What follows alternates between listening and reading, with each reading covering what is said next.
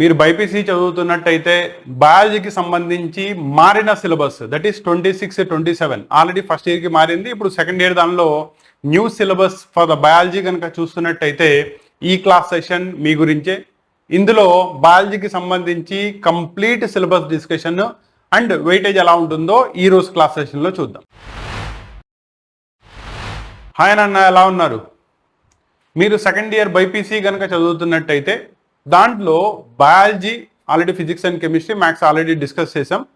బయాలజీకి సంబంధించిన syllabus discussion ఈరోజు class సెషన్లో చూద్దాం. సెకండ్ ఇయర్లో మీకు ఆల్రెడీ ముందే చెప్పాను, ఎస్సీఆర్టీ పోయి ఎన్సీఆర్టీ సిలబస్ని కంప్లీట్లీ ఇంప్లిమెంట్ చేశారు అని చెప్పి. దానిలో సెకండ్ ఇయర్ వచ్చేటప్పటికల్లా ఆల్మోస్ట్ పెద్దగా వేరియేషన్ లేదు, కానీ రెండింటిని కలిపి ఒకటే సిలబస్, బాటనీ విడిగా జువాలజీ విడిగా కాకుండా ఒకే దానిలో బయాలజీ దానిలో పెట్టడం జరిగింది. 85 మార్క్స్కి ఈ సంవత్సరం కూడా మీరు పేపర్ని రాస్తారు, ఓకేనా? సో దానిలో కనుక తీసుకున్నట్టయితే 85 మార్క్స్ నేను డిస్ట్రిబ్యూట్ కనుక చేసుకున్నట్టయితే 43 మార్క్స్ ఒకటి వస్తుంది, 42 మార్క్స్ ఒకటి వస్తుంది. 43 మార్క్స్కి బాటనీ, 42 మార్క్స్కి జువాలజీ చదువుకుంటారు. సో టోటల్లీ ఇలా మీకు 85 మార్క్స్ ఉంటుంది. ఫస్ట్ ఇయర్లో 15 ప్లస్ సెకండ్ ఇయర్లో 15, టోటల్లీ కలిపి 30 మార్క్స్కి ఒకటే ప్రాక్టికల్ ఎగ్జామ్ ఉంటుంది, బాటనీ అండ్ జువాలజీ కలిపి.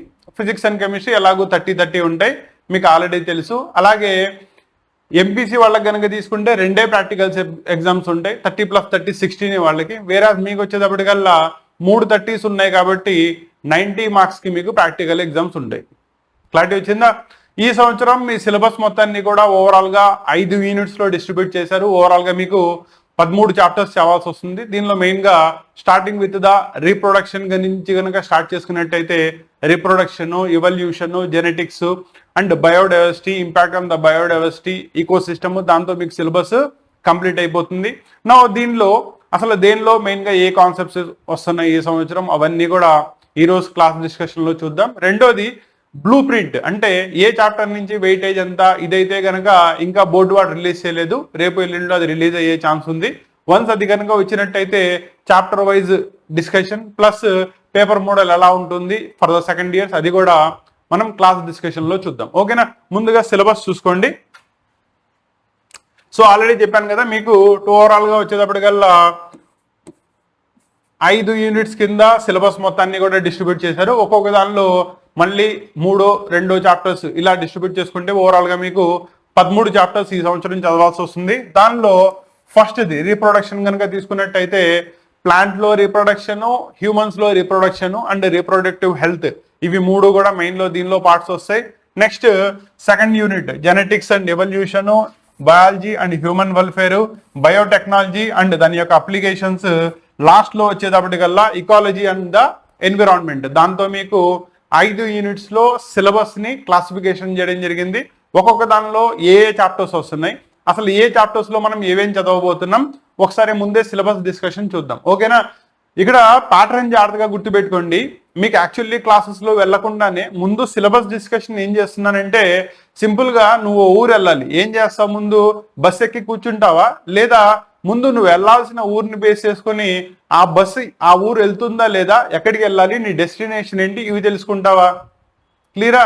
అలాగే అసలు సిలబస్ గురించే క్లారిటీ లేకుండా నువ్వు directly chapter to chapter important 2 star questions 3 star questions అని చదువుకుంటే వెళ్ళామనుకో, దానివల్ల ఉపయోగం లేదు నాన్న. ఫస్ట్ ఇయర్లో మీరు చేసిన తప్పదే. దాని వల్లనే చాలా మంది స్టూడెంట్స్ ఫస్ట్ ఇయర్లో పూర్ పర్ఫార్మెన్స్ కానీ లేదా మార్క్స్ తక్కువ తెచ్చుకోవడం కానీ, ఇంకా 46% స్టూడెంట్స్ ఫస్ట్ ఇయర్లో ఫెయిల్యూర్లోనే ఉన్నారు, ఓకేనా? ఇది మీకు తెలుసో లేదో. కాబట్టి సెకండ్ ఇయర్లో నాకు ఆ పరిస్థితి రాకూడదు, ఫస్ట్ ఇయర్లో చేసిన డ్రాబ్యాక్స్ అన్నిటినీ కూడా సెకండ్ ఇయర్లో నేను ఓవర్కమ్ చేసుకోవాలి అనుకుంటే కనుక క్లాసెస్ని ప్రాపర్లీ చూసుకోండి అన్న, ఓకేనా? కాబట్టి ముందు సిలబస్ని ముందు గ్రిప్లో ఉంచుకోండి. అసలు సిలబస్ ఉన్నదెంత, దానిలో మెయిన్ టాపిక్స్ ఏంటి, అసలు దేని గురించి చదవాలి, ఇవి మీకు ముందు ఐడియా ఉన్నట్టయితే సిలబస్ యాక్చువల్లీ చదివేటప్పుడు ఈజీ అవుతుంది. క్లారిటీ వచ్చిందా? 1 by 1 చూసుకుంటా వెళ్దాం. ఫస్ట్ వచ్చేటప్పటికల్లా ఇట్ ఈస్ రీప్రొడక్షన్. క్లియరా? రీప్రొడక్షన్లో మీకు ఈ సంవత్సరం 3 పార్ట్స్ ఉంటాయి, 3 చాప్టర్స్. దానిలో ఫస్ట్ చాప్టర్ కనుక తీసుకున్నట్టయితే reproduction in the flowering plants.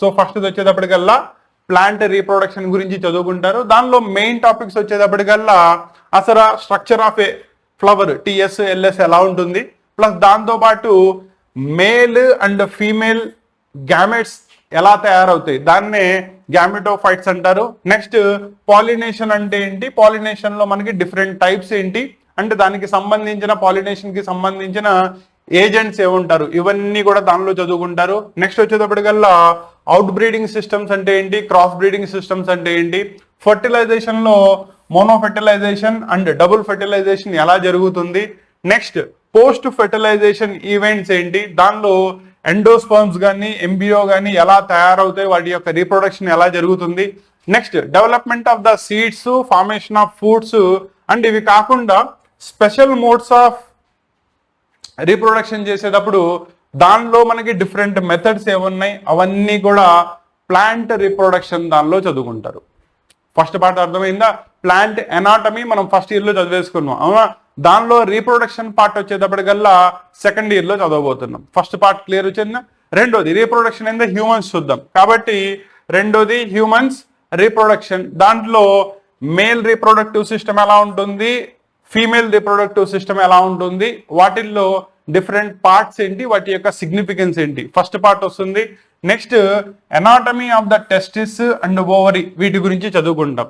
అయిపోయిన తర్వాత గ్యామెటోజెనసిస్, స్పెర్మాటోజెనసిస్ ఎలా జరుగుతాయి, దానిలో మెన్స్చురల్ సైకిల్స్ అంటే ఏంటి, ప్రాసెస్ ఆఫ్ ఫెర్టిలైజేషన్ ఎలా జరుగుతుంది, ఎంబ్రియో డెవలప్మెంట్ ఎలా జరుగుతుంది, అండ్ ఇంప్లాంటేషన్ అంటే ఏంటి, ప్లాసెంటా అండ్ ప్రెగ్నెన్సీ ఎలా ఉంటుంది, అండ్ దానిలో complete reproduction starting with fertilization దగ్గర నుంచి దానిలో జరిగే డిఫరెంట్ చేంజెస్ ఏంటి, అవంతా కూడా మీరు సెకండ్ ఇయర్ లో చదువుకుంటారు. కాబట్టి సెకండ్ ఇయర్ లో మీకు రీప్రొడక్షన్ లో వచ్చేటప్పటికల్లా రెండు parts, that is plant reproduction and రెండోది హ్యూమన్ రీప్రొడక్షన్, రెండు చదువుకుంటారు. క్లియరా. దానిలో హ్యూమన్ రీప్రొడక్షన్ లోకి వచ్చేటప్పటికల్లా ప్లాంట్ రీప్రొడక్షన్ లో రీప్రొడక్టివ్ హెల్త్ ఇవన్నీ చూసుకోవాల్సిన అవసరం లేదు కానీ, ఎందుకంటే దానిలో డిఫెక్ట్స్ కానీ డిసీజెస్ కానీ ఉండవు. ఓకేనా.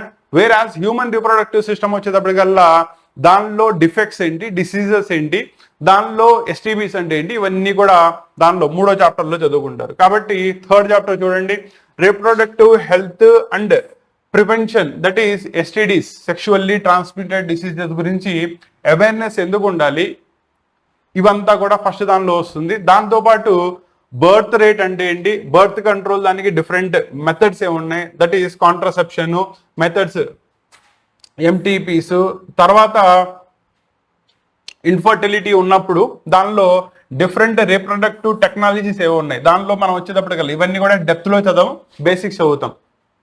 ఐబిఎఫ్ మెథడ్ అంటే ఏంటి, జెడ్ఐఎఫ్టి మెథడ్ అంటే ఏంటి, జిఐఎఫ్టి మెథడ్ అంటే ఏంటి, అండ్ ఇవన్నీ కూడా మనకి చెప్పాను కదా జనరల్ అవేర్నెస్ ఉండాలి అనే సిస్టంతో అక్కడ దాకా వాటి గురించి చదువుకోవడం జరుగుతుంది. ఫస్ట్ యూనిట్ లో కనుక తీసుకున్నట్టయితే 3 చాప్టర్స్ ని మీరు చదువుకుంటున్నారు.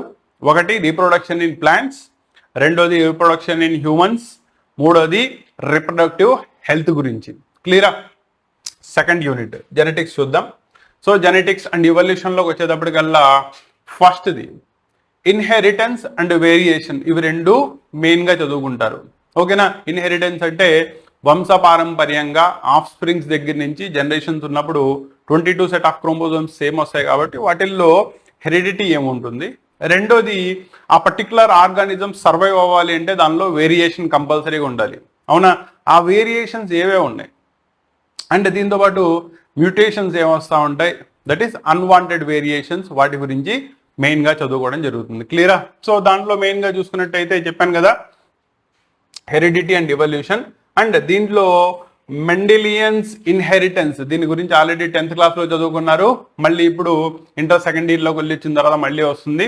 దాంతోపాటు ఇన్కంప్లీట్ డామినెన్స్ అంటే ఏంటి, కోడామినెన్స్ అంటే ఏంటి, మల్టిపుల్ ఎలైస్ అంటే ఏంటి, నెక్స్ట్ బ్లడ్ గ్రూప్స్ ని బేస్ చేసుకుని ఇన్హెరిటెన్స్ ఎలా ఉంటుంది, నెక్స్ట్ థియరీ ఆఫ్ దానిలో ఎక్స్ప్లెయిన్ చేసేటప్పుడు క్రోమోజోమ్ థియరీ మనల్ని దేన్ని ఎక్స్ప్లెయిన్ చేస్తుంది. దీంట్లో సెక్షువల్ డిటర్మినేషన్ దానిలో హ్యూమన్స్ లో కానీ బర్డ్స్ లో కానీ హనీ బీస్ లో కానీ వీటి మధ్యలో లింక్స్ అంటే next continuation of the generations దానిలో ఇన్హెరిటెన్స్ ఎలా పనికొస్తుంది, ఇవన్నీ కూడా మెయిన్ గా ఫస్ట్ దానిలో హెరిడిటీ అండ్ ఇవల్యూషన్ దానిలో మెయిన్గా చదువుకుంటాం. నెక్స్ట్ దీనిలో దాన్ని మాలిక్యులర్ బేసిస్ మీద ఎలా క్లాసిఫికేషన్ చేస్తాం అంటే ఏంటి, డిఎన్ఏ యొక్క అనాలిసిస్ ఎలా ఉంటుంది, దానిలో ఆర్ఎన్ఏ యొక్క పార్ట్ ఏంటి, నెక్స్ట్ వీటిల్ని ఎక్స్ప్లెయిన్ చేసేటప్పుడు డిఎన్ఏ రెప్లికేషన్ అంటే ఏంటి, నెక్స్ట్ సెంట్రల్ డాగ్మా అంటే ఏంటి, ట్రాన్స్క్రిప్షన్ అంటే ఏంటి, జెనెటిక్ కోడ్ ఎలా రాస్తారు, నెక్స్ట్ ట్రాన్స్లేషన్ ఎలా జరుగుతుంది, నెక్స్ట్ ఒక జీన్ ఎక్స్ప్రెషన్ చేసేటప్పుడు దానిలో డిఫరెంట్ మెథడ్స్ ఏమున్నాయి, ఇవన్నీ కూడా సెకండ్ చాప్టర్ దానిలో చదువుకోవడం జరుగుతుంది. That is molecular basis. దానిలో క్లారిటీ వచ్చిందా? నెక్స్ట్ మూడోది దీంట్లోది 6th చాప్టర్ వచ్చేటప్పటికల్లా దట్ ఈస్ జెనెటిక్, దానిలో ఇవల్యూషన్. ఓకేనా, దానిలో మెయిన్గా వచ్చేటప్పటికల్లా డార్విన్స్ థియరీ అండ్ దాని యొక్క application to detect the variations, అవన్నీ కూడా దీనిలో చదువుకుంటారు. That is the 3rd chapter. అలా జెనెటిక్స్ అండ్ ఇవల్యూషన్లోకి వచ్చేటప్పటికల్లా మీకు ఓవరాల్గా 3 చాప్టర్స్ ఉంటాయి. సో రీప్రొడక్షన్లో 3 చాప్టర్స్, జెనెటిక్స్ అండ్ ఎవల్యూషన్లో 3 చాప్టర్స్. సో టోటల్ ఇక్కడతో మీకు 6 చాప్టర్స్ అయిపోతాయి. ఇవి మెయిన్ టాపిక్స్ అనమాట. ఆబ్జెక్టివ్లీ నీట్ పరంగా తీసుకున్నా లేదా ఐపీ బోర్డ్ ఎగ్జామ్స్ పరంగా తీసుకున్నా. నెక్స్ట్ వచ్చేటప్పటికల్లా 3వ unit that is biology and human welfare. So మీరు చదువుకున్న కాన్సెప్ట్స్ అన్నిటికీ యొక్క అప్లికేషన్స్ ఇక్కడ వస్తాయి. ఓకేనా, దానిలో ఫస్ట్ వచ్చేటప్పటికల్లా human health and different type of diseases. దానిలో బ్యాక్టీరియల్, వైరల్ ఇవి 2. దాంతోపాటు పారాసైట్స్ అంటే ఏంటి, పారాసైట్స్ యొక్క ప్రొడక్షన్ ఎలా జరుగుతుంది, అండ్ ఈ పారాసైటిక్ నేచర్ హ్యూమన్ వెల్ఫేర్ మీద ఎటువంటి ఇంపాక్ట్ చూపిస్తుంది, అవన్నీ కూడా దీనిలో చదువుతాం. కాబట్టి మెయిన్గా తీసుకున్నట్టయితే చూడండి, పాథోజన్స్ అంటే ఏంటి, పారాసైట్స్ అంటే ఏంటి, అండ్ పారాసైట్ వల్ల హ్యూమన్స్కి వచ్చే డిసీజెస్ ఏంటి. స్టార్టింగ్ విత్ మలేరియా నుంచి స్టార్ట్ చేసుకున్నట్టయితే డెంగ్యూ, చికెన్ గున్యా, ఫిలియారిసిస్ ఇవన్నీ కూడా దానిలో పార్ట్ చదువుతాయి. అండ్ దాంతోపాటు cancer, HIV, AIDS, adolescence and వీటి యొక్క ఇంపాక్ట్ ఎలా ఉంటుంది, అంటే ఈ డిఫెక్ట్స్ని ఎలా ఓవర్కమ్ చేసుకోవచ్చు, డిఫరెంట్ మెథడ్స్ ఏవేవి ఉన్నాయి, అవన్నీ కూడా దానిలో వస్తాయి. నెక్స్ట్ 8th చాప్టర్ వచ్చేటప్పటికల్లా మైక్రోబ్స్ ఇన్ హ్యూమన్ వెల్ఫేర్. అంటే హ్యూమన్ వెల్ఫేర్లో మైక్రోబ్స్ యొక్క పాత్ర ఏంటి, అంటే వాటి యొక్క అప్లికేషన్స్ ఏంటి అనేది మెయిన్గా దీనిలో చదువుకుంటాం. దీనిలో మైక్రోబ్స్ ఇన్ ఫుడ్ ప్రాసెసింగ్ దానిలో కానీ, ఇండస్ట్రియల్ ప్రొడక్షన్లో కానీ, సీవేజ్ ట్రీట్మెంట్లో కానీ, ఎనర్జీ జనరేషన్లో కానీ, అండ్ బయో కంట్రోల్ ఏజెస్ అండ్ బయో ఫెర్టిలైజర్స్ వీటన్నిటిలో, యాంటీబయాటిక్స్ యొక్క తయారీలో అండ్ ప్రొడక్షన్ అండ్ వాటి యొక్క జ్యుడిషియస్ యూసేజ్ ఎలా ఉంటుంది, ఇవంతా కూడా మీకు 8th చాప్టర్ దానిలో చదువుకుంటుంది. అర్థమైందా? అంటే హ్యూమన్ వెల్ఫేర్ దానిలో మైక్రోబ్స్ యొక్క పాత్ర ఏంటి, క్లియరా? ఇంకా biotechnology and its applications that is 4th unit. ఓకేనా, దీనిలో మెయిన్గా 2 చాప్టర్స్ ఉంటాయి. ఫస్ట్ ఇది 9th చాప్టర్ వచ్చేటప్పటికల్లా బయోటెక్నాలజీ అంటే ఏంటి, దాని యొక్క ప్రిన్సిపల్స్ ఏంటి, ప్రాసెసెస్ ఏంటి చదువుకుంటారు. ఓకేనా, ఆ బయోటెక్నాలజీలో మనం మెయిన్గా చదువుకునేది జెనెటిక్ ఇంజనీరింగ్ గురించి చదువుతాం. అంటే డిఎన్ఏ టెక్నాలజీలో డిఎన్ఏ క్లాసిఫికేషన్ దగ్గర నుంచి క్లాసిఫికేషన్ ఆఫ్ క్రోమోజోమ్స్ అండ్ ఈ డిఎన్ఏ మ్యూటేషన్స్ దానికి ఎలా రెస్పాన్సిబుల్ అవుతుంది, అదంతా కూడా ఫస్ట్ పార్ట్లో వస్తే. చాప్టర్ 10thలో బయోటెక్నాలజీ దాని యొక్క అప్లికేషన్స్ వచ్చేటప్పటికల్లా హెల్త్ అండ్ అగ్రికల్చర్ దానిలో బయోటెక్నాలజీ యొక్క యూసేజెస్ ఏంటి, next human insulin and vaccine ప్రొడక్షన్లో దాని యొక్క యూజెస్ ఏంటి, స్టెమ్ సెల్ టెక్నాలజీ అంటే ఏంటి, జీన్ థెరపీ అంటే ఏంటి, జెనెటికల్లీ మోడిఫైడ్ ఆర్గానిజం దగ్గర నుంచి దట్ ఈస్ మీకు బీటీ విత్తనాలు చదువుతూ ఉంటారు కదా, బీటీ వెంకాయ, బీటీ బెండకాయ, అంటే బయోటెక్నాలజికల్లీ డెవలప్డ్ అనమాట. వాటి గురించి మెయిన్గా చదువుకున్నారు అండ్ వాటి యొక్క అప్లికేషన్స్ అన్నీ కూడా దీనిలో వస్తాయి. కాబట్టి మీరు తీసుకునే 4th యూనిట్ దానిలో బయోటెక్నాలజీ అండ్ అప్లికేషన్స్లో మెయిన్గా genetic engineering and human welfare దానిలో ఈ జెనెటిక్ ఇంజనీరింగ్ యొక్క అప్లికేషన్స్ ఏంటి, ఎక్కడెక్కడ మనం వీటిల్ని వాడుతున్నాం. ఓకేనా, దట్ ఈస్ గ్రీన్ రివల్యూషన్ రావడానికి కంప్లీట్లీ రెస్పాన్సిబుల్ ఇదే. కాబట్టి ఆ గ్రీన్ రివల్యూషన్ యొక్క ఫ్యాక్టర్స్ ఏంటి, దానిలో పాజిటివ్స్ ఏంటి, నెగిటివ్స్ ఏంటి, అవన్నీ కూడా ఈ చాప్టర్ దానిలో చదువుకుంటాం. ఇంకా లాస్ట్ వచ్చేటప్పటికల్లా that is ecology and the environment. దీంతో మీకు సిలబస్ అయిపోతుంది. దీనిలో మళ్ళీ మీకు 3 చాప్టర్స్ ఉంటాయి. 11th చాప్టర్ వచ్చేటప్పటికల్లా ఆర్గానిజమ్స్ అండ్ పాపులేషన్స్. సో దీంట్లో population interactions, next mutualism, competition, predation, parasitism అంటే ఏంటి, నెక్స్ట్ పాపులేషన్ యొక్క attributes towards growth, birth rate, death rate and age యొక్క డిటర్మినేషన్ లో ఎలా పనికి వస్తుంది, ఇదంతా కూడా మీరు దట్ ఈస్ 11th యూనిట్ దానిలో 11th చాప్టర్ లో చదువుకుంటారు. నెక్స్ట్ ఈకోసిస్టమ్ అంటే ఏంటి? ఈకోసిస్టమ్ అంటే దీనిలో ప్లాంటే, యానిమాలియాలో వచ్చేటప్పటికల్లా మళ్ళీ దానిలో డిఫరెంట్ లెవెల్స్, వీటి మధ్యలో ఇంటరాక్షన్స్ ఎలా ఉంటాయి, ఇవన్నీ కూడా మీరు ఈకోసిస్టంలో that is energy transfer 10th క్లాస్లో మీరు ఆల్రెడీ చదువుకున్నారు అవునా. ఈకోసిస్టమ్ దానిలో కనుక తీసుకున్నట్టయితే ఎనర్జీ ట్రాన్స్ఫర్ దానికి పిరమిడ్, ఎనర్జీ పిరమిడ్ గురించి చదువుకున్నారు. అంటే స్టార్టింగ్ విత్ ద ప్రొడ్యూసర్స్ దగ్గర నుంచి తీసుకున్నట్టయితే primary consumers, secondary consumers, decomposers దాకా వాటి యొక్క కంప్లీట్ అనాలిసిస్ మళ్ళీ ఇంటర్మీడియట్ సెకండ్ ఇయర్లో 12th చాప్టర్ దానిలో వస్తుంది. ఇంకా లాస్ట్ వచ్చేటప్పటికల్లా బయోడైవర్సిటీ అండ్ ఇట్స్ కన్జర్వేషన్ అంటే ఏంటి చెప్పాను కదా. ఇప్పుడు నేను చెప్పిందే ఈకోసిస్టంలో డిఫరెంట్ పార్ట్స్ ఏవైతే చెప్పానో అదే మీకు బయోడైవర్సిటీ అవునా. ఆ బయోడైవర్సిటీ దానిలో కాన్సెప్ట్ ఆఫ్ బయోడైవర్సిటీ ఎలా వచ్చింది, దాని యొక్క ప్యాటర్న్స్ ఎలా ఉన్నాయి, అండ్ బయోడైవర్సిటీలో కొన్ని ఆర్గానిజమ్స్ వచ్చేటప్పటికల్లా వల్నరబుల్ స్టేట్కి అండ్ వానిషింగ్ స్టేట్కి ఎలా వెళ్ళిపోతూ ఉంటాయి, హ్యూమన్ డెవలప్మెంట్ దానికి ఎలా రెస్పాన్సిబుల్ అవుతూ ఉంటుంది, అవన్నీ కూడా చదువుకుంటారు.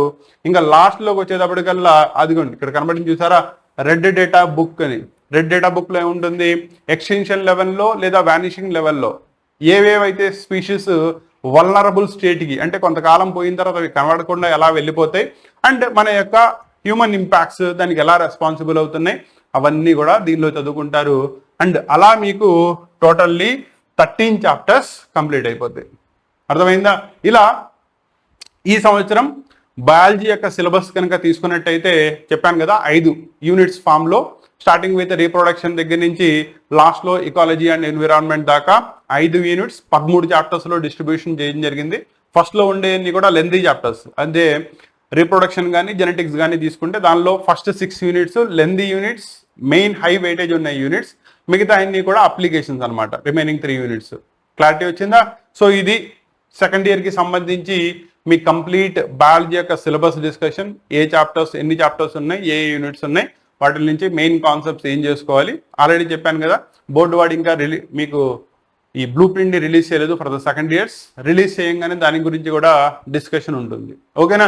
రెండోది, చాలామంది స్టూడెంట్స్ సార్ బయాలజీ కూడా చెప్పండి మీరు అంటున్నారు. అన్న నేను బయాలజీ యాక్చువల్లీ టీచ్ చేయను, నేను మెయిన్ స్ట్రీమ్లో టీచ్ చేసేది మ్యాథ్స్, ఫిజిక్స్ అండ్ కెమిస్ట్రీ, దాంతోపాటు లాంగ్వేజెస్. సో ఎంపీసీ వాళ్ళకి కనుక తీసుకున్నట్టయితే మ్యాథ్స్, ఫిజిక్స్, కెమిస్ట్రీ, లాంగ్వేజెస్ అన్నీ చెప్తాను. వేరాజ్ బైపీసీ వాళ్ళకి కనుక తీసుకున్నట్టయితే లాంగ్వేజెస్తో పాటు ఫిజిక్స్ అండ్ కెమిస్ట్రీ మాత్రమే చెప్తాను. ఓకేనా? Biology I'm not the faculty for the biology. Clarity వచ్చిందా? బికాస్ నేను ఫస్ట్ నుంచి మ్యాథ్స్ బ్యాక్గ్రౌండ్ ఉన్న స్టూడెంట్ని, కాబట్టి బయాలజీ నేను చెప్పను. వేరాజ్ సిలబస్ మీకు బేసిక్ ఐడియా ఉంటే ఉంటుంది కదా, ఎందుకంటే నేను కూడా intermediate first year second year దాకా బయాలజీ చదువుకునే వచ్చాను. ఓకేనా? కాబట్టి ఇన్ డెప్త్ అంటే నీట్ లెవెల్లో బయాలజీని డిస్కస్ చేయలేకపోవచ్చు, కానీ బేసిక్ బయాలజీ బ్యాక్గ్రౌండ్ అయితే నాకు ఉంది. కాబట్టి దాని యొక్క ఇంపార్టెంట్ క్వశ్చన్స్, క్లాసిఫికేషన్, బ్లూ ప్రింట్ని బేస్ చేసుకుని ఇంపార్టెంట్ క్వశ్చన్స్, గెస్ క్వశ్చన్స్ ఎలా ఇవ్వాలి, మొన్న ఆ బేసిస్ మీదే ఫస్ట్ ఇయర్ వాళ్ళకి సంబంధించి ఇంపార్టెంట్ గెస్ క్వశ్చన్స్ ఇవ్వడం జరిగింది. ఈ సంవత్సరం కూడా అదే ప్యాటర్న్లో ఇస్తాను. ఓకేనా? రెండోది, సార్ మీరు పెయిడ్ బ్యాచెస్లో బయాలజీ కూడా చెప్తారని అడుగుతున్నారు. చెప్పాను కదా నాన్న, బయాలజీ నేను వాటిల్లో టీచ్ చేయను ఫర్ ద బైపీసీ. నేను ఫిజిక్స్, కెమిస్ట్రీ, దాంతోపాటు లాంగ్వేజెస్ మాత్రమే పెడతాను. లాంగ్వేజెస్ కూడా ఇంగ్లీష్ మీరు ఎలాగో చదివేసుకుంటారు కాబట్టి మెయిన్గా సాంస్క్రిట్ యొక్క డిస్కషన్స్ ఉంటాయి. క్లియరా? సో ఇప్పటికైనా మీకు క్లియర్గా అర్థమైంది అనుకుంటున్నాను. కాబట్టి ఈ క్లాసెస్ కనుక నచ్చినట్టయితే, చాలామంది చూస్తున్నారు కానీ సబ్స్క్రైబ్ చేసుకోవట్లేదు అన్న, సబ్స్క్రైబ్ చేయట్లేదు, మళ్ళీ నన్నే అడుగుతున్నారు సార్ మీ ఈ క్లాస్ అప్లోడ్ చేశారా, ఆ క్లాస్ అప్లోడ్ చేశారా, నాకు తెలియదు అని చెప్పి. నన్ను మీరు సబ్స్క్రైబ్ చేసుకొని బెల్ ఐకాన్ని క్లిక్ చేసి పెట్టుకుంటే, ఆన్ చేసి పెట్టుకుంటేనే నెక్స్ట్ క్లాస్ ఏదైతే అప్లోడ్ అవుతుందో మీకు ఇంటిమేషన్ అందుతుంది. ఇంటిమేషన్ అందినప్పుడు అది మీకు సంబంధించిన క్లాస్ అనుకోండి, చూసుకోండి. ఎందుకంటే నేను 10th క్లాసు ఎంపీసీ, బైపీసీ వాళ్ళకు కూడా ఇంటర్మీడియట్ క్లాసెస్ చెప్తా ఉంటా అవునా. ఇవి సీక్వెన్షియల్లీ అప్లోడ్ అవుతున్నప్పుడు మీకు సంబంధించిన క్లాస్ వచ్చినప్పుడు మీ క్లాస్ సంబంధించింది అయితే చూసుకోండి, లేకపోతే స్కిప్ ఆన్ కొట్టేయండి. ఓకేనా? రెండోది, బైపీసీ వాళ్ళకి సంబంధించి మీరు ఫస్ట్ ఇయర్ అయినా సెకండ్ ఇయర్ అయినా ఆల్రెడీ చెప్పాను కదా, ఫిజిక్స్, కెమిస్ట్రీ, లాంగ్వేజెస్లో సాంస్క్రిట్, దీనికి సంబంధించి పెయిడ్ బ్యాచెస్ అయితే కనుక రేపు జూలై 1 నుంచి స్టార్ట్ అవుతున్నాయి. కాబట్టి ఆ క్లాసెస్ కనుక వినాలి అనుకుంటే దానికి సంబంధించిన లింక్స్, యాప్ లింక్, కోర్స్ యొక్క లింక్ మీకు డిస్క్రిప్షన్లో ఇవ్వడం జరుగుతుంది. అక్కడి నుంచి మీరు కోర్సులో ఎన్రోల్ చేసుకుని ఆ classes, they are the complete 1 year classes. నేను ఎలా అయితే ఇప్పుడు మీ కాలేజీలోనే ఉన్నట్టయితే డైలీ వచ్చి మీకు ఎలా అయితే క్లాస్ ఎక్స్ప్లెయిన్ చేస్తానో అలాగే ఇవే క్లాసెస్, రికార్డెడ్ క్లాసెస్ మీకు కంప్లీట్లీ స్టడీ మెటీరియల్తో పాటు యాప్లో ఇవ్వడం జరుగుతుంది. పెయిడ్ బ్యాచెస్ దానికి ఎక్స్క్లూజివ్గా.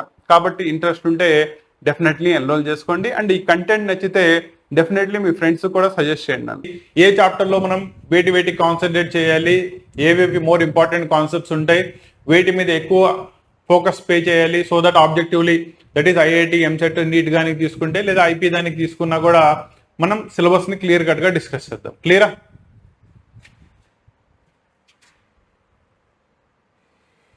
దానిలో మీకు యాజ్ యూజువల్ చెప్పినట్టుగానే ఫస్ట్ చాప్టర్ వచ్చేటప్పటికల్లా electric charges and fields. Actually మీకు స్టాటిక్ ఎలక్ట్రిసిటీలో చాప్టర్స్ని 2 parts కింద విడగొట్టారు. మీరు యాక్చువల్లీ దానిలో 4 కాన్సెప్ట్స్ నేర్చుకుంటారు. Charges and fields, potentials and capacitances, ఈ కాన్సెప్ట్స్ మీరు నేర్చుకుంటారు. దాంతోపాటు గాస్ లా అని వస్తుంది. గాస్ లా దాకా మీకు ఫస్ట్ చాప్టర్లో ఇవ్వడం జరిగింది. కాబట్టి దీనిలో మెయిన్ వచ్చేటప్పటికల్లా అసలు ఎలక్ట్రిక్ ఛార్జెస్ అంటే ఏంటి, దాన్ని బేస్ చేసుకుని కండక్టర్స్ అంటే ఏంటి, ఇన్సులేటర్స్ అంటే ఏంటి, ఎలక్ట్రిక్ ఛార్జ్ యొక్క బేసిక్ ప్రాపర్టీస్ ఏవేవి ఉంటాయి, ఇక్కడ దాకా కూడా ఈ ఛార్జెస్ యొక్క బేసిక్ కాన్సెప్ట్స్ ని చదువుకుంటారు. దాని తర్వాత 2 ఛార్జెస్ కి మధ్యలో ఉండే ఫోర్స్ ని డిస్కస్ చేసే చాప్టర్ వస్తుంది, that is coulombs law and దాని యొక్క applications.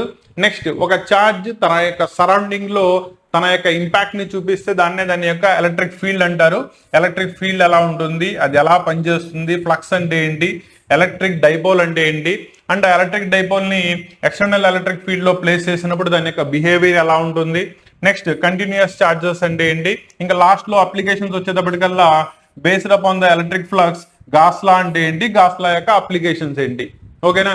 That is spherical sheet దగ్గర నుంచి తీసుకున్నట్టయితే సిలిండ్రికల్ బాడీస్ కి వీటికి గాస్ లా ఎలా అప్లికేబుల్ అవుతుంది, that is phi is equal to Q/ε0 అనే కాన్సెప్ట్ ని చదువుకుంటారు. అదంతా కూడా దీంట్లో వస్తుంది. నెక్స్ట్ పొటెన్షియల్స్ దగ్గర నుంచి తీసుకుంటే దాన్ని నెక్స్ట్ చాప్టర్ లో డిస్కస్ చేయడం జరుగుతుంది. కాబట్టి సెకండ్ చాప్టర్ లో పొటెన్షియల్స్, కెపాసిటెన్సెస్. క్లియరా? సో దీనిలో వచ్చేటప్పటికల్లా పొటెన్షియల్ అంటే ఏంటి, ఒక పాయింట్ ఛార్జ్ వల్ల ఉండే పొటెన్షియల్ ఎంత ఉంటుంది, ఎలక్ట్రిక్ డైపోల్ లో పొటెన్షియల్ ఎంత ఉంటుంది, potential due to system of charges ఎంత ఉంటుంది, అండ్ దాంతో పాటు over the surface of A charged body equi potential surfaces అంటే ఏంటి, అండ్ దాని నుంచి పొటెన్షియల్ ఎనర్జీని ఎలా ఫైండ్ అవుట్ చేస్తారు. ఇక్కడ దాకా కూడా పొటెన్షియల్స్ మీద బేస్ అయ్యి వస్తే నెక్స్ట్ దాని యొక్క కెపాసిటెన్స్ అంటే ఏంటి, parallel plate capacitor, one of the most important question. దీన్ని బేస్ చేసుకుని సిరీస్ అండ్ ప్యారలల్ కాంబినేషన్ ని చదువుకుంటాం. అండ్ లాస్ట్ లో వచ్చేటప్పటికల్లా energy stored in a capacitor. ఇక్కడ దాకా ఇవి రెండూ కలిపి అంటే ఓవరాల్ గా మీకు చార్జెస్, ఫీల్డ్స్, పొటెన్షియల్స్, కెపాసిటెన్సెస్, ఇది మొత్తం స్టాటిక్ ఎలక్ట్రిసిటీ పార్ట్ లో వస్తుంది. దీన్ని 2 parts కింద డిస్ట్రిబ్యూట్ చేయడం జరుగుతుంది. ఫస్ట్ చాప్టర్ లో charges and fields, second chapter లో పొటెన్షియల్స్ అండ్ కెపాసిటెన్సెస్. క్లారిటీ వచ్చిందా? దీనిలో మేజర్ గా వచ్చేటప్పటికల్లా కూలుమ్స్ లా, దాని యొక్క applications, plus electric field due to a point charge ఎలా ఉంటుంది, అంటే దాన్ని డైపోల్ కి అప్లై చేసినప్పుడు ఏక్సియల్ ప్లేన్ లో ఎలా ఉంటుంది, ఈక్విటోరియల్ ప్లేన్ లో ఎలా ఉంటుంది. These are the main questions. దాంతో పాటు గాస్ లా, దాని యొక్క అప్లికేషన్స్. వేరాస్ పొటెన్షియల్స్ అండ్ కెపాసిటెన్సెస్ కనుక తీసుకున్నట్టయితే ఎలక్ట్రిక్ పొటెన్షియల్ అంటే ఏంటి, electric potential due to a point charge ఎలా ఫైండ్ అవుట్ చేస్తారు, ఇక్కడ దాకా ఫస్ట్ పార్ట్ వస్తుంది. రెండోది వచ్చేటప్పటికల్లా కెపాసిటెన్స్, దానిలో ప్యారలల్ ప్లేట్ కెపాసిటర్ చాలా ఇంపార్టెంట్ క్వశ్చన్, దాని యొక్క పారామీటర్స్ మీద ఎలా డిపెండ్ అవుతుంది అనేది. తర్వాత ఒక సెట్ ఆఫ్ కెపాసిటర్స్ ఇచ్చినప్పుడు వాటిని ప్యారలల్ కాంబినేషన్ లో కానీ లేదా సిరీస్ కాంబినేషన్ లో కానీ తీసుకున్నప్పుడు ఓవరాల్ కెపాసిటెన్స్ ఎంత అవుతుంది ఫైండ్ అవుట్ చేయడం దీనిలో second question. That is second chapter లో మోస్ట్ ఇంపార్టెంట్ క్వశ్చన్స్ కిందకి వస్తాయి. క్లియరా? నెక్స్ట్ మూవింగ్ చార్జెస్, దాన్నే మనం కరెంట్ ఎలక్ట్రిసిటీ అంటాం. ఓకేనా? దీనిలో మెయిన్ గా వచ్చేటప్పటికల్లా మనం 2 టైప్ ఆఫ్ లాస్ ని మెయిన్ గా చదువుకుంటారు. దీనిలో Faraday's laws, that is first concept మీద వస్తే, ఓమ్స్ లా, దాని యొక్క అప్లికేషన్ అంతా కూడా సెకండ్ దానిలో వస్తుంది. ఇవి మనం కరెంట్ ఎలక్ట్రిసిటీలో చదువుకునేది. దీనిలో కొన్ని అప్లికేషన్స్ చదువుకుంటాం. ఓకేనా? దానిలో వీట్ స్టోన్ బ్రిడ్జ్ ఒకటైతే, రెండోది potentiometer, that is meter bridge, దాని యొక్క అప్లికేషన్స్ అంతా కూడా దీనిలో చదువుకోవడం జరుగుతుంది. కాబట్టి మెయిన్ గా తీసుకున్నట్టయితే ఎలక్ట్రిక్ కరెంట్ దాన్ని బేస్ చేసుకుని కండక్టర్స్ ఎలా చేస్తారు. నెక్స్ట్ ఓమ్స్ లా అంటే ఏంటి, ఓమ్స్ లా యొక్క అప్లికేషన్స్ ఏంటి, based upon the temperature and material ని బేస్ చేసుకుని రెసిస్టెన్స్ ఎలా మారుతుందో చెప్పేదాన్ని మనం ఓమ్స్ లా అంటారు. నెక్స్ట్ దానిలో drift velocity of the electrons అంటే ఎలా ఉంటుంది, ఓమ్స్ లా యొక్క అప్లికేషన్స్ ఏంటి, and resistivity of different materials that is రో అండ్ రో ఫర్ డిఫరెంట్ మెటీరియల్స్ ఎలా ఉంటుంది, అండ్ దాని యొక్క టెంపరేచర్ డిఫరెన్సెస్ చెప్పాను కదా ఎలా అవుతుంది, ఇక్కడ దాకా ఫస్ట్ పార్ట్ లో వస్తుంది. రెండోది ఎలక్ట్రికల్ ఎనర్జీ అంటే ఏంటి, ఎలక్ట్రికల్ పవర్ అంటే ఏంటి, దాని నుంచి ఈఎంఎఫ్ కానీ ఇంటర్నల్ రెసిస్టెన్స్ కానీ ఎలా కనెక్ట్ చేసుకుంటారు. Next series and parallel combinations లో మనకి సెల్స్ ఇచ్చినప్పుడు ఓవరాల్ రెసిస్టెన్స్ ఎంత అవుతుంది దాన్ని ఫైండ్ అవుట్ చేయడం. లాస్ట్ లో క్రికాఫ్స్ లాస్ అండ్ దాన్ని బేస్ చేసుకునే అప్లికేషన్ వీట్ స్టోన్ బ్రిడ్జ్ యొక్క కన్స్ట్రక్షన్, అన్నోన్ రెసిస్టెన్స్ ని యూజింగ్ వీట్ స్టోన్ బ్రిడ్జ్ ఎలా ఫైండ్ అవుట్ చేస్తారు, ఇదంతా కూడా మీకు third lesson that is current electricity part లో వస్తుంది. క్లియరా?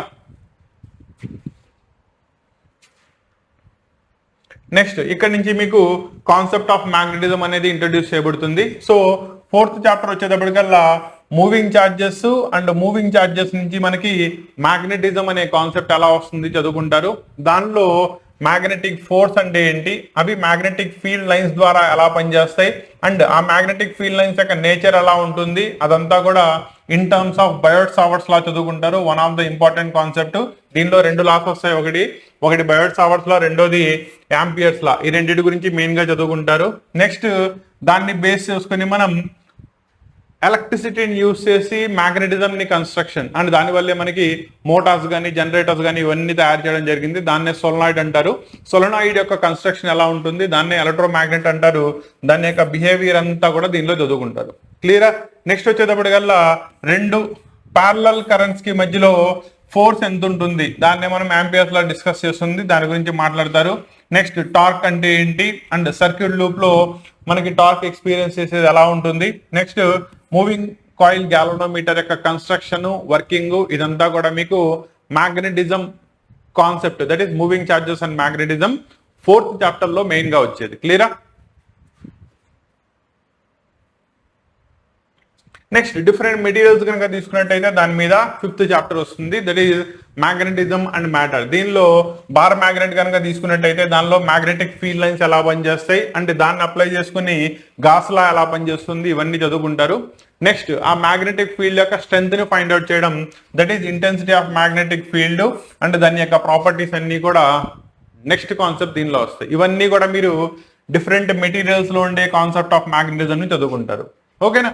అండ్ ఒక బాడీలో మ్యాగ్నెటిక్ మెటీరియల్ ని మనం ప్లేస్ చేసినప్పుడు ఈ మ్యాగ్నెటిజం ని వేరే బాడీలోకి ఎలా ఇంట్రడ్యూస్ చేయొచ్చు, either based upon the electric field కానీ లేదా ఎక్స్టర్నల్ మ్యాగ్నెటిక్ ఫీల్డ్ కానీ, దాన్ని మనం ఎలక్ట్రోమాగ్నెటిక్ ఇండక్షన్ అంటాం. దాన్ని మనం 6th చాప్టర్ లో చదువుకుంటారు.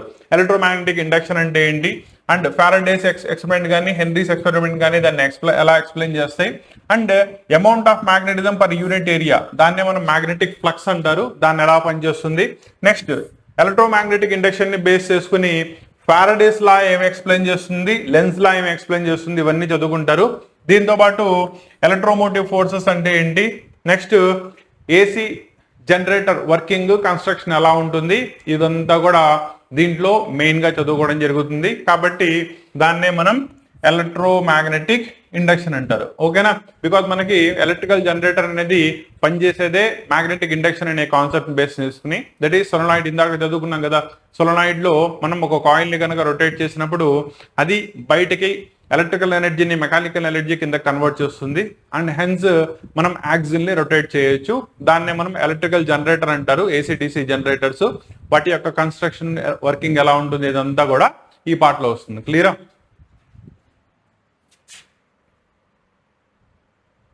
ఇంకా లాస్ట్ వచ్చేటప్పటికల్లా దాని యొక్క applications that is electricity and magnetism both the concept ని కలిపితే ఒకదాని యొక్క ఇన్ఫ్లుయెన్స్ రెండో దాని మీద ఎలా ఉంటుంది అనేది మీరు ఆల్టర్నేటింగ్ కరెంట్ కాన్సెప్ట్ లో చూసుకుంటారు.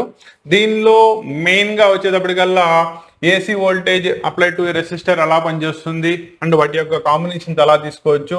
నెక్స్ట్ ఇండక్టర్స్ కెపాసిటర్స్ యొక్క అప్లికేషన్స్ ఎలా ఉంటాయి అంటే దీంట్లో ఎల్సిఆర్ సర్క్యూట్స్ యొక్క కన్స్ట్రక్షన్ వర్కింగ్ ఎలా ఉంటాయి, దీంట్లో పవర్ ఆఫ్ ఏ సర్క్యూట్ ని ఎలా ఫైండ్ అవుట్ చేయొచ్చు and construction and working of a transformer, number of turns ని బేస్ చేసుకుని ట్రాన్స్ఫార్మర్ యొక్క కెపాసిటీని మనం ఎలా మార్చొచ్చు, ఈ కాన్సెప్ట్ అంతా కూడా దీనిలో వస్తుంది. క్లియరా? One of the most important chapter alternating currents.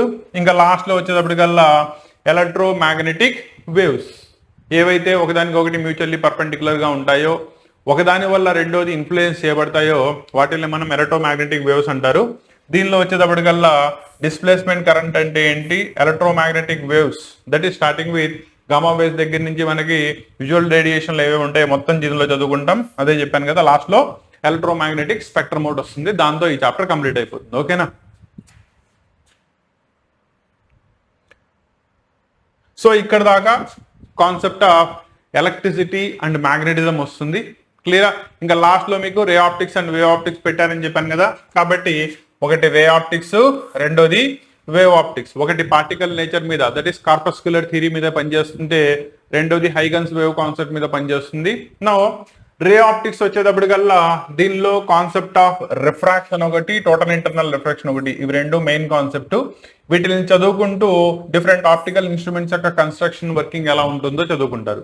వేరే వేవ్ ఆప్టిక్ వచ్చేటప్పటికల్లా మెయిన్ గా హైగన్స్ కాన్సెప్ట్ మీద పనిచేస్తుంది కాబట్టి వాటి యొక్క హైగన్స్ ప్రిన్సిపల్ అంటే ఏంటి, రిఫ్రాక్షన్ అండ్ రిఫ్లెక్షన్స్ ని హైగన్స్ ప్రిన్సిపల్ ఎలా అప్లై చేస్తుంది, దానిలో ఇంటర్ఫియరెన్స్ అంటే ఏంటి, కోహరెంట్ వేవ్స్ ఇన్కోహరెంట్ వేవ్స్ ఫార్మేషన్ ఎలా జరుగుతాయి, దాంతోపాటు డైఫ్రాక్షన్ అండ్ పోలరైజేషన్, ఈ రెండు కాన్సెప్ట్స్ ని కూడా దీనిలో చదువుకోవడం జరుగుతుంది. క్లియరా? సో ఇవి రెండు లైట్ ఫినామినా అయిపోతే ఇంకా లాస్ట్ లో వచ్చేటప్పటికల్లా మోడర్న్ ఫిజిక్స్. మోడర్న్ ఫిజిక్స్ లో మీకు ఆల్రెడీ చెప్పాను కదా, ఫస్ట్ ఇయర్ లో అటామిక్ స్ట్రక్చర్ లో ఆల్రెడీ వీటిని చదివేశారు. మళ్ళీ 2 separate parts, dual nature that is particle nature and దాని యొక్క వేవ్ నేచర్, రెండింటిని కలిపితే డ్యూయల్ నేచర్ ఆఫ్ మ్యాటర్ అంటారు. డి బ్రోగ్లీ కాన్సెప్ట్ ఎక్స్ప్లెయిన్ చేస్తుంది.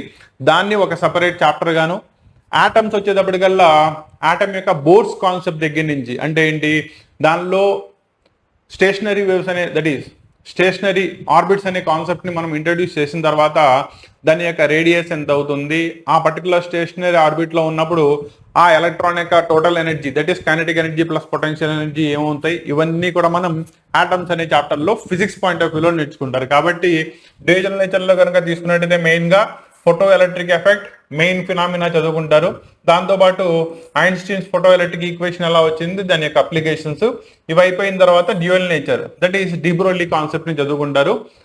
D Broglie wavelength main గా lambda d is equal to h/mb అనే కాన్సెప్ట్ ఇక్కడ main concept ని ప్లేస్ చేస్తుంది. అండ్ రెండోది ఇక్కడ డి బ్రోగ్లీ కాన్సెప్ట్ బోర్స్ ఎక్కిన second postulate that is quantization of angular momentum అనే కాన్సెప్ట్ ని ఎలా సపోర్ట్ చేస్తుంది అనేది కూడా ఇక్కడ చదువుకుంటారు. క్లియరా? నెక్స్ట్ ఆటమ్స్ కనుక తీసుకున్నట్టయితే చెప్పాను కదా, Rutherford alpha particle scattering experiment, atomic spectra formation ఎలా ఉంటుంది, Bohr's model of an atom, next line spectrum of hydrogen atom and de Broglie concept second దాన్ని ఎలా ఎక్స్ప్లెయిన్ చేసింది అనేది ఇక్కడ చదువుకుంటారు. దాంతో కంప్లీట్ అయిపోతుంది. ఓకేనా? కాబట్టి ఇవి రెండు ఈజీగానే ఉంటాయి. నెక్స్ట్ కొత్తగా వచ్చే చాప్టర్ తీసుకుంటే ఇవి రెండు కొత్త అనమాట. న్యూక్లియై ఒకటి, తర్వాత సెమీ కండక్టర్స్ ఒకటి. న్యూక్లియై అంటే మెయిన్ గా కన్వర్షన్ ఆఫ్ న్యూక్లియై అంటే స్లో మూవింగ్ న్యూట్రాన్స్ ద్వారా కానీ లేదా అదర్ కొలిజన్స్ కానీ చేసినప్పుడు రేడియో యాక్టివ్ మెటీరియల్స్ ఒక న్యూక్లియస్ దగ్గర నుంచి స్టేబుల్ న్యూక్లియస్ ఫార్మేషన్ జరిగేదాకా ఎలా న్యూక్లియస్ ట్రాన్స్ఫర్మేషన్స్ జరుగుతూ ఉంటాయి, దానిలో construction and working of the nuclear reactor. Nuclear reactor వచ్చేటప్పటికల్లా ఈ న్యూక్లియర్ రియాక్షన్స్ నుంచి ప్రొడ్యూస్ అయిన ఇనామస్ అమౌంట్ ఆఫ్ ఎనర్జీని ఎలక్ట్రికల్ ఎనర్జీ కింద ఎలా మార్చవచ్చు ఇదంతా చదువుకుంటారు. దాంతోపాటు రేడియో యాక్టివిటీ అంటే ఏంటి, radio activity law of disintegration అంటారు, అండ్ దాన్ని బేస్ చేసుకుని హాఫ్ లైఫ్ ఎలా ఉంటాయి, ఇవన్నీ కూడా మీరు న్యూక్లియర్ అనే చాప్టర్ లో మెయిన్ గా చదువుకోవడం జరుగుతుంది. Next nuclear energy is nothing but mass defect వల్ల ప్రొడ్యూస్ అయ్యే ఎనర్జీ, దాన్ని బైండింగ్ ఎనర్జీ అంటారు. దాని యొక్క అప్లికేషన్స్ ఏముంటాయి అవి కూడా ఇక్కడ చదువుకుంటారు. నెక్స్ట్ సెమీ కండక్టర్స్ అంటే కండక్టర్స్ ఇన్సులేటర్స్ కి మధ్యలో ఏవైతే నాన్ కండక్టర్స్ ఇన్సులేటర్స్ ఉన్నాయో వాటిని డోపింగ్ చేయడం ద్వారా వాటిని కండక్టర్స్ కిందకి కన్వర్ట్ చేయొచ్చు. దానిలో మీరు ఏ టైప్ ఆఫ్ మెటీరియల్ తో దాన్ని డోప్ చేశారని దాన్ని బేస్ చేసుకుని 2 టైప్ ఆఫ్ సెమీ కండక్టర్స్ వస్తాయి. P type semiconductor, N type semiconductor. దాని నుంచి మనం డయోడ్స్ యొక్క కన్స్ట్రక్షన్స్, ట్రాన్సిస్టర్స్ వీటన్నిటిని చదువుకుంటారు. అదంతా కూడా మీకు దీనిలోకి వస్తుంది. కాబట్టి మెటల్స్ యొక్క classification, intrinsic semi conductors, extrinsic చెప్పాను కదా పిఎన్ జంక్షన్ అని, next semi conductor diode and వాటి యొక్క అప్లికేషన్స్ ఏముంటాయి యాజ్ రెక్టిఫైర్స్, పిఎన్పి, ఎన్పిఎన్, ఇవన్నీ కూడా దీనిలో చదువుకోవడం జరుగుతుంది. క్లియరా? సారీ, ఇది ఓవరాల్ గా సెమీ కండక్టర్ దాకా మీకున్న టోటల్ సిలబస్. లాస్ట్ ఇయర్ దానిలో దీని తర్వాత కమ్యూనికేషన్ సిస్టమ్ అనే ఒక చిన్న చాప్టర్ ఉండేది, దాన్ని రిమూవ్ చేశారు. కాబట్టి ఓవరాల్ గా ఫిజిక్స్ లో కనుక తీసుకున్నట్టయితే మీకు 14 చాప్టర్ల సిలబస్ ఇది. ఓకేనా? సో ఈ సంవత్సరం దీనిలో వచ్చేటప్పటికల్లా మీరు electricity part, magnetism part, optics that is light part, దాంతోపాటు మోడర్న్ ఫిజిక్స్ పార్ట్ ని నేర్చుకుంటారు. సో ఓవరాల్ గా ఈ సంవత్సరం ఫిజిక్స్ ని కనుక తీసుకున్నట్టయితే 4 పార్ట్స్ కిందకి మీరు క్లాసిఫికేషన్ చేయొచ్చు. దీనిలో ఫస్ట్ పార్ట్ ఎలక్ట్రిసిటీ, దానిలో కూడా స్టాటిక్ ఎలక్ట్రిసిటీ గురించి ముందు చదివేసుకుంటారు, నెక్స్ట్ కరెంట్ ఎలక్ట్రిసిటీ గురించి చదువుకుంటారు. నెక్స్ట్ మూవింగ్ చార్జెస్ అనే కాన్సెప్ట్ దగ్గర నుంచి మ్యాగ్నెటిజం ఎలా వస్తుంది, డిఫరెంట్ మ్యాగ్నెటిక్ మెటీరియల్స్ ఎలా ఉంటాయి, అండ్ ఎలక్ట్రోమాగ్నెటిక్ ఇండక్షన్ అంటే ఏంటి, అక్కడ దాకా చదువుకుంటారు.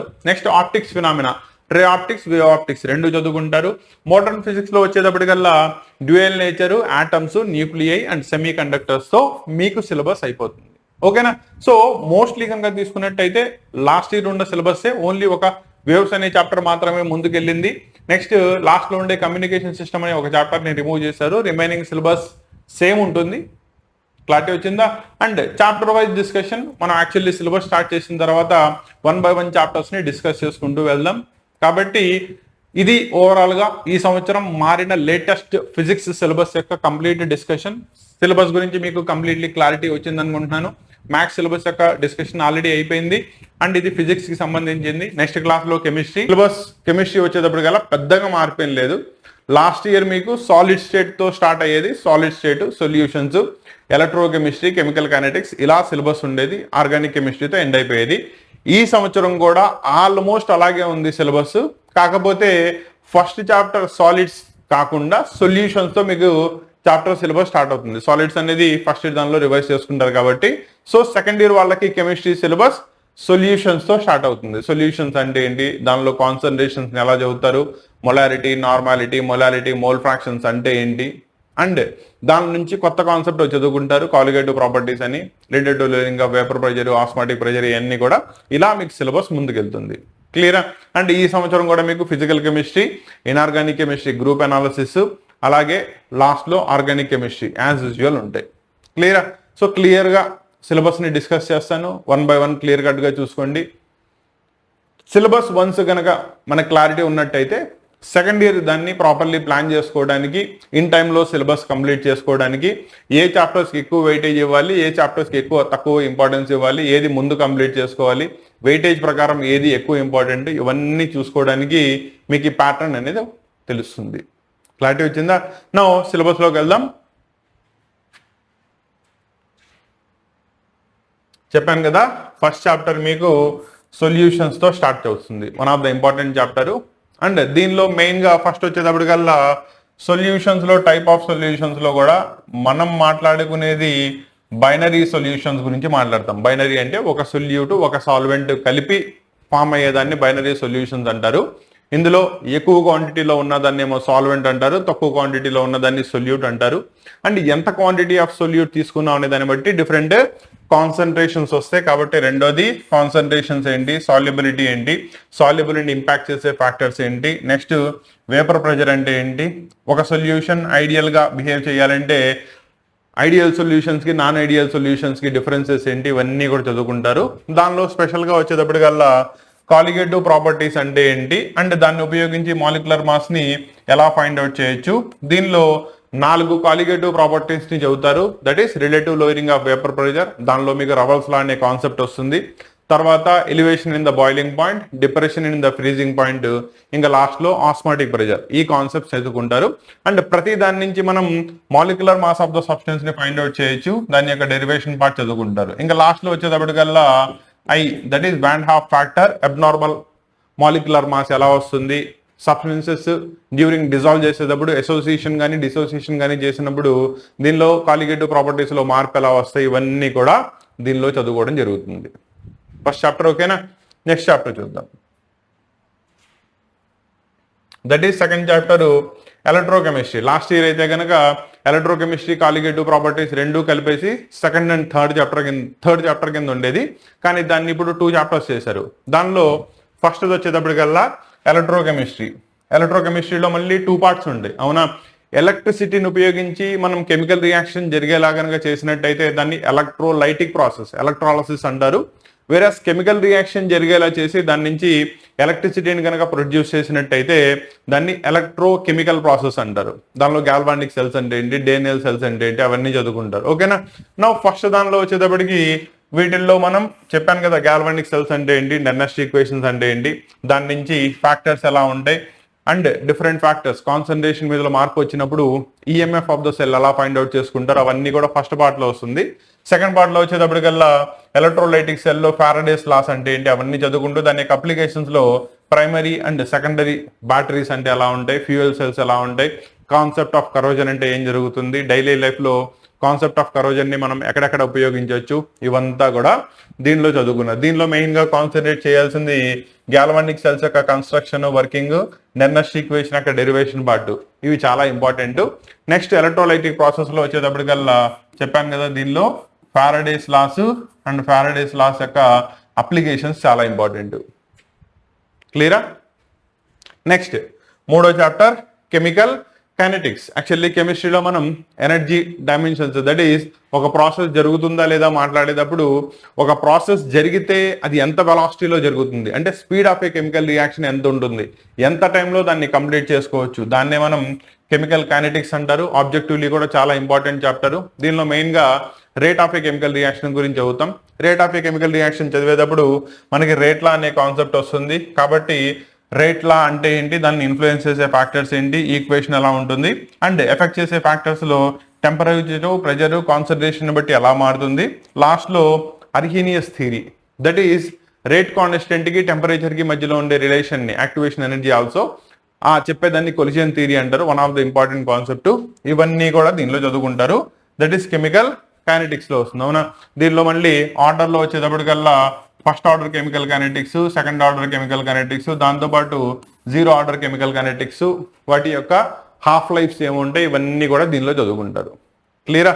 అండ్ దీనిలో చదివే హాఫ్ లైఫ్ అనే కాన్సెప్ట్ నెక్స్ట్ మీకు న్యూక్లియర్ కెమిస్ట్రీలో కానీ పనికి వస్తుంది. క్లియరా.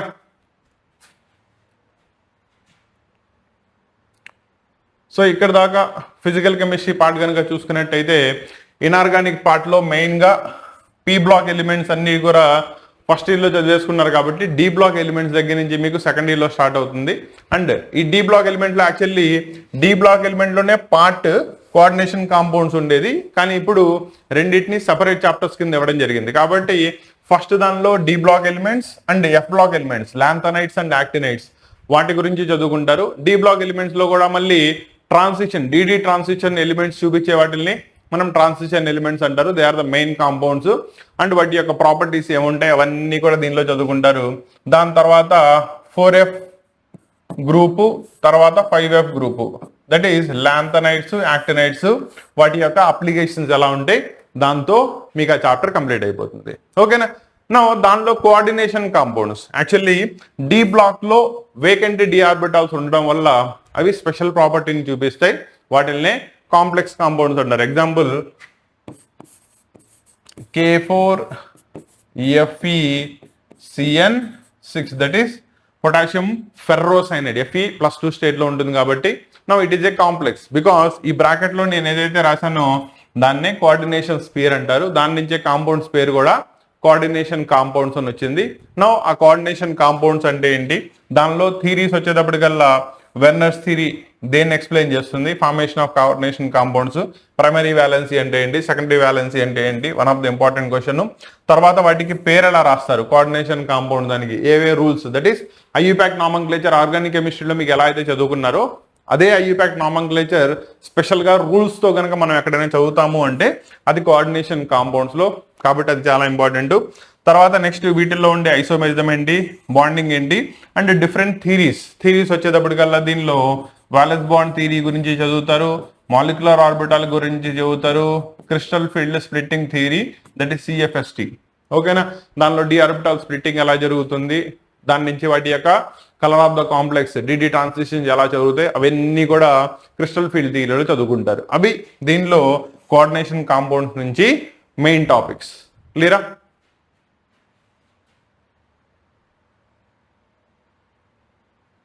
నెక్స్ట్ ఆర్గానిక్ పార్ట్ కద్దాం. అండ్ ఆర్గానిక్ పార్ట్కి వెళ్ళే ముందు మీకు పాయింట్ చెప్పాలి. ఫస్ట్ ఇయర్లో ఆర్గానిక్ పార్ట్ చాలా తక్కువ, దట్ ఈస్ 20 to 25% మాత్రమే ఉంటుంది. దానిలో కూడా లాస్ట్లో బేసిక్స్ ఆఫ్ ఆర్గానిక్ కెమిస్ట్రీ నుంచి తీసుకుంటే 3 చాప్టర్స్ చదువుకుంటారు, అవునా. బేసిక్స్ ఆఫ్ ఆర్గానిక్ కెమిస్ట్రీ ఏమేమి వస్తాయి, దానిలో కార్బన్ కాంపౌండ్స్ ఏమేమి ఉంటాయి, దానిలో ఆల్కీన్స్, ఆల్కీన్స్, దాంతో ఇవన్నీ హైడ్రోకార్బన్స్లోకి వస్తాయి. దాంతోపాటు బెంజీన్కి సంబంధించిన కాంపౌండ్స్ గురించి దానిలో చదువుకుంటారు, అక్కడితో అది అయిపోతుంది, ఓకేనా. నా ఏపీలోనే కాదు మిగతా స్టేట్స్లో కూడా నేను అబ్జర్వ్ చేస్తే 11th క్లాస్లో ఉన్న కెమిస్ట్రీలో ఆర్గానిక్ కెమిస్ట్రీని నెగ్లెక్ట్ చేస్తున్నారు. నెగ్లెక్ట్ చేసి దాన్ని చాయిస్ కింద తీసుకోండి, క్వశ్చన్స్ రావచ్చు రాకపోవచ్చు కాబట్టి అని. క్వశ్చన్స్ రావచ్చు రాకపోవచ్చు అనేది ఐపీలో జరగచ్చు కానీ ఆబ్జెక్టివ్లో జరగదు, ఫస్ట్ పాయింట్. రెండో పాయింట్ వచ్చేటప్పటికల్లా సెకండ్ ఇయర్లో half of the syllabus, example మీరు ఇక్కడ చూసుకోండి, ఇది ఎన్నో చాప్టరు, 6th చాప్టర్, అవునా. 6th చాప్టర్ నుంచి స్టార్ట్ చేస్తే మీకు కంటిన్యూస్లీ ఆర్గానిక్ కెమిస్ట్రీనే ఉంటుంది. అంటే ఆర్గానిక్ కెమిస్ట్రీ 50% వెయిటేజ్ ఉంటుంది సెకండ్ ఇయర్లో. సెకండ్ ఇయర్లో ఇప్పుడు మీకు చాయిస్ తీసే ఛాన్స్ ఉందా? లేదు. నో, సెకండ్ ఇయర్లో చాయిస్ తీయనప్పుడు కంపల్సరీ చదవాలి, కానీ చదవడానికి కూర్చుంటే అర్థం కాదు. ఎందుకు? దీని యొక్క బేసిక్స్ అంతా కూడా ఫస్ట్ ఇయర్లో ఉంది, అక్కడ మీకు దాన్ని చాయిస్ కింద తీసేశారు. దానివల్ల ఏమవుతుందంటే ఆర్గానిక్ కెమిస్ట్రీ అదేదో భూతంలా కనబడుతుంది, హార్డెస్ట్ సబ్జెక్ట్ కింద. దాన్ని అవాయిడ్ చేద్దామనేది, అవాయిడ్ చేయడానికి ఛాన్స్ లేదు. మీరు రేపు ఇంజనీరింగ్కి వెళ్ళాలన్నా లేదా మెడిసిన్ వైపు వెళ్ళాలన్నా one of the most important chapter, highest weightage ఉన్నది కూడా ఆర్గానిక్ కెమిస్ట్రీనే, కాబట్టి కంపల్సరీ చదవాలి. క్లియరా? కాబట్టి సెకండ్ ఇయర్లో ఆర్గానిక్ కెమిస్ట్రీ చదవాలనుకునే వాళ్ళు ఫస్ట్ ఇయర్లో ఉన్న బేసిక్స్ని కంపల్సరీ కవర్ చేసుకోండి. అండ్ కవర్ చేసుకునేటప్పుడు దానిలో మెయిన్గా 5 టాపిక్స్ ఉంటాయి. ఒకటి ఐయుపాక్ నామన్క్లేచర్, ఐసోమరిజం ఎలా రాస్తారు, ఇంటర్ ఎలక్ట్రానిక్ ఎఫెక్ట్స్ ఏమేమి ఉంటాయి, ఇంటర్మీడియట్స్ ఏమేమి ఉంటాయి, and types of chemical reactions ఏమి ఉంటాయి. ఇవి కనుక ప్రాపర్లీ వచ్చినట్టయితే ఆర్గానిక్ కెమిస్ట్రీలో ఏ పార్ట్ అయినా కూడా మీకు చాలా ఈజీగా అర్థమవుతుంది. దానికి సంబంధించిన కొన్ని క్లాసెస్ మనకు ఆల్రెడీ విడివిడిగా చేసి ఛానల్లో ఉన్నాయి. ఐసోమెరిజం అయితే కనుక కంప్లీట్లీ ఉంటుంది, ఐయుపాక్ నామన్క్లేచర్ ఉంటుంది. రెండోది, ఈ సంవత్సరం కొత్తగా సెకండ్ ఇయర్ వాళ్ళకి వచ్చే వాళ్ళ కోసం మళ్ళీ ఈ సిరీస్ ఆఫ్ క్లాసెస్ అన్నీ కూడా ఫస్ట్ ఇయర్లో మీరు విన్నా వినకపోయినా దాంతో సంబంధం లేదు, మళ్ళీ ఆ క్లాసెస్ అన్నీ కూడా ఎక్స్ప్లెయిన్ చేస్తాను. సో ఛానల్తో టచ్లో ఉండండి, కాన్సెప్ట్ని క్లియర్గా అర్థం చేసుకోండి. ఆర్గానిక్ కెమిస్ట్రీ అంటే భయపడమాకండి, ఓకేనా. నేను నీతో పాటే ఉంటాను. ఆర్గానిక్ కెమిస్ట్రీ నీకు అర్థమయ్యేదాకా వదిలిపెట్టను, అర్థమైందా?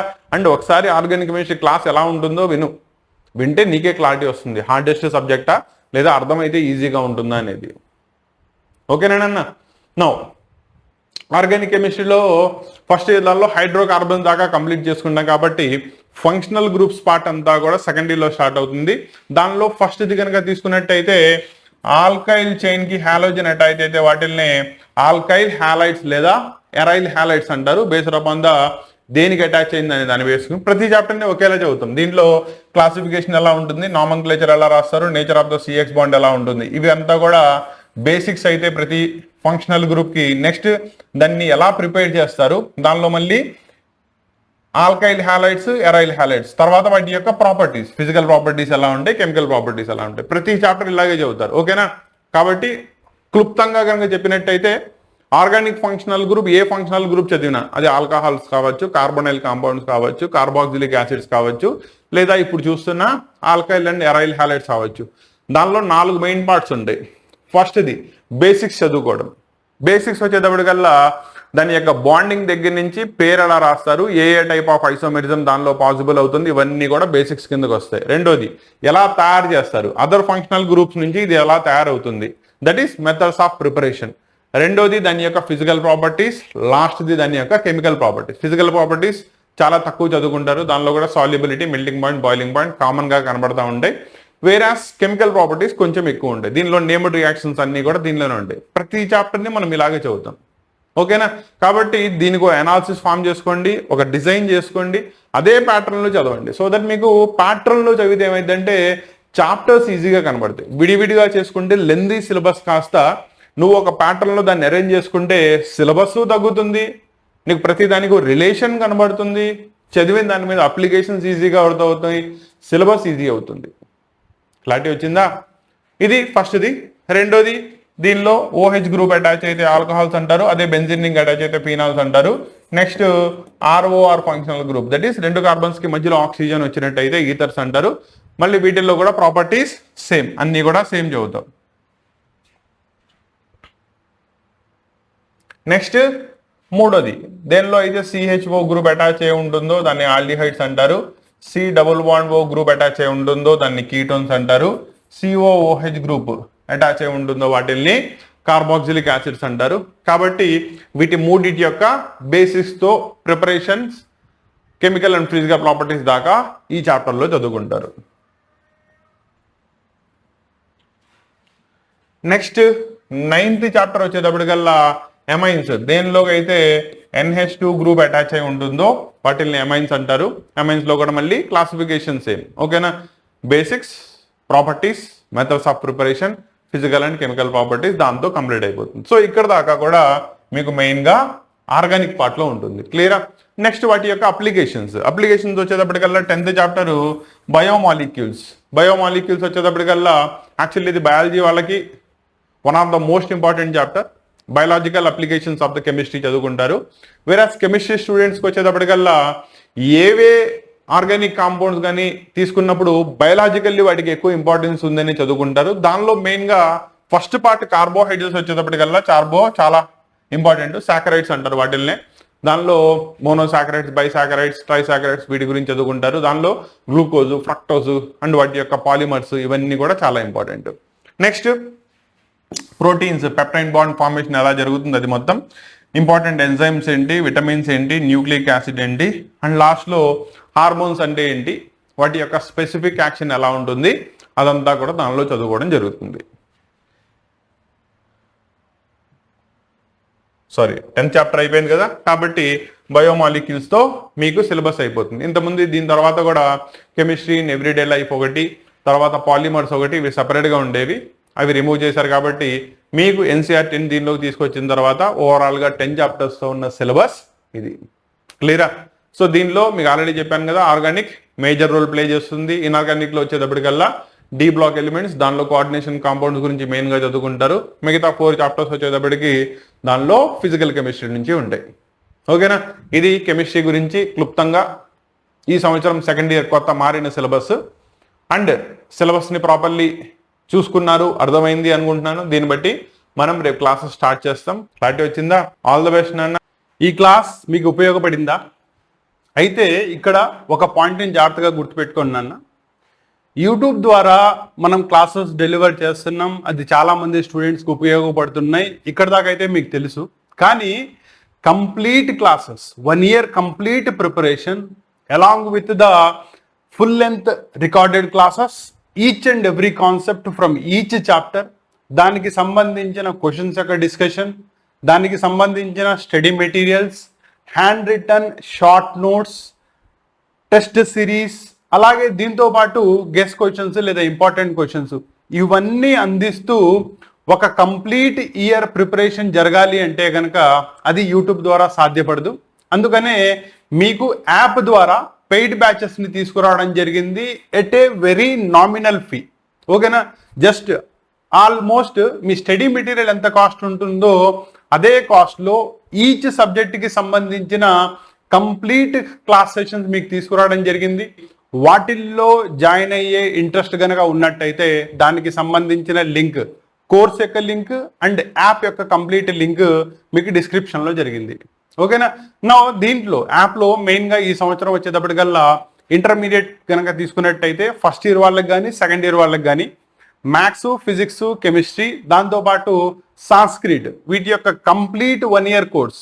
కంప్లీట్ 1 year కోర్స్ అంటే వ్యాలిడిటీ కూడా 1 year ఉంటుంది. అండ్ సేమ్ యాజ్ మీరు కాలేజ్లో ఎలా అయితే వెళ్ళి 1 కంప్లీట్ ఇయర్ చదువుతారో అదే కంప్లీట్ ఇయర్ ఇంట్లో ఉండి కూడా ప్రాపర్లీ రివైజ్ చేసుకునే విధంగా, లేదు కాలేజ్కి వెళ్తున్నారు అక్కడ చెప్పింది అర్థం కావట్లా, నా క్లాసెస్ విన్నారు కదా, ఆ క్లాసెస్ అన్నీ కూడా మీరు ఇంట్లో వచ్చి ఒకసారి రివైజ్ చేసుకునే విధంగా, అండ్ ప్రతి ఎక్సర్సైజ్, ప్రతి క్వశ్చన్ దాని యొక్క ఎక్స్ప్లెనేషన్ ఇచ్చుకుంటూ మీ క్లాసెస్ని అప్లోడ్ చేయడం జరిగింది. ఓకేనా? దీనిలో కనుక ఇంట్రెస్ట్ ఉన్నట్టయితే డెఫినెట్లీ ఎన్రోల్ చేసుకోండి. అండ్ వన్స్ క్లాసెస్ చూసిన తర్వాత అవి కనుక నచ్చితే కంపల్సరీగా మీ ఫ్రెండ్స్ కూడా రికమెండ్ చేయండి. ఓకేనా? ఆల్ ద బెస్ట్ నాన్న. కాసిం సార్ క్లాసెస్ ఆండ్రాయిడ్ యాప్ని ఫస్ట్ డౌన్లోడ్ చేసుకోండి. అంటే దానిలో మీకు సంబంధించిన ఫస్ట్ ఇయర్ అయితే ఫస్ట్ ఇయర్, సెకండ్ ఇయర్ అయితే సెకండ్ ఇయర్. ఏ సబ్జెక్ట్ కావాలంటే ఆ సబ్జెక్ట్, దానికి సంబంధించిన కోర్స్ లింక్ కనబడుతుంది, దాన్ని ఎన్రోల్ చేసుకోండి.